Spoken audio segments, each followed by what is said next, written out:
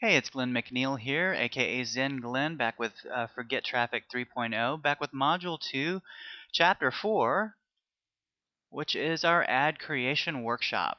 I'm going to be giving you a bunch of tips and strategies for producing high performing ad creatives so that you can quickly and easily build a repertoire of great ads to rotate through your campaigns. And as usual, I always like to start with a little bit of mindset. First of all, I'm just going to reiterate to you again that this is not Google search. The kind of ads that you would write in Google search are not the kind of ads that are going to work really well in Facebook, usually. So you're not going to be jamming your Facebook ads with a bunch of keywords. Remember, it's not about keywords, it's about affinity. And I've mentioned it before, but one of the things that you have to realize about the Facebook advertising is that ads are going to burn out over time. It can happen pretty fast, 1 to 2 weeks. But don't worry, you're going to keep your winners and bring them back to life later, usually anywhere from 4 to 6 weeks later. A kind of hidden benefit to this is that it forces you to get good at writing short ad copy, classified style ad copy. Another mindset I want to give you is don't get attached to ads. I found that was kind of hard for me. I would write a great ad and I'd be like, oh, this is going to be awesome. We can just run this one forever.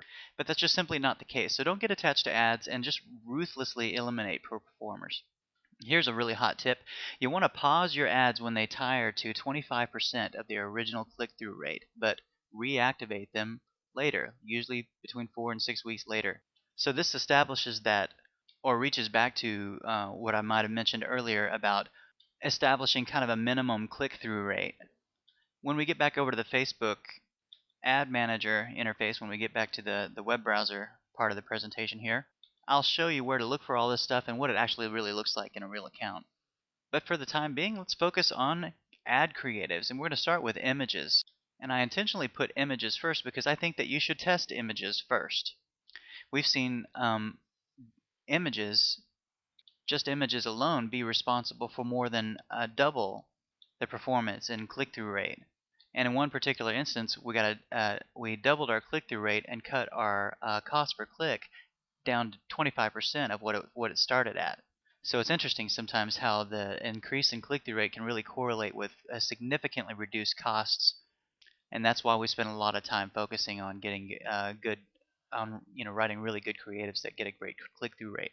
So what we're going to get into now is that grab bag of ideas that you're going to get to pull from. So we're going to look at a whole bunch of different types of images that you're going to want to test. First, attractive smiling people. These always seem to work well, and the eye is kind of attracted to faces. Attractive, smiling people fill us with good feelings, and even in Facebook's advertising guidelines, or recommendations documents rather, which you'll find in the resources section below. By the way, those are very useful, so check those out. They even recommend specifically attractive, smiling people. So it's a good place to start. We found that the amateur photo look kind of works pretty well too. And if you're a dude like me, your eyes can't help but be attracted to cleavage. So I mean, work it if you got it. But you got to be careful about that, because if it's like overt cleavage, like this one might be too much. If it's like overt and it's not relevant to the ad copy, then your ads are going to be declined. So play it safe. You might notice that one of the things that I did to these images here is I kind of trimmed up the bottom of them to kind of create like an arrow pointing down to the ad copy. And that gave us a little bump in click-through rate. So if you've got somebody who can edit your images and stuff for you and do things like that, that can be helpful. But don't expect it to work miracles. The next type of ads you might want to test are just flat out shocking imagery. Again, be careful with this and make sure you follow Facebook's advertising guidelines.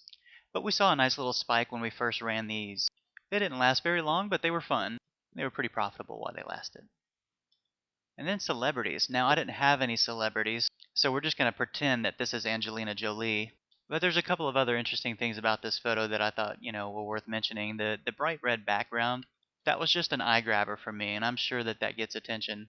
And the bright red on bright green, that's just so much contrast. And then the fact that she just looks weird, she's got her hair up in like humongous curlers and the big bug-eyed glasses and stuff like that.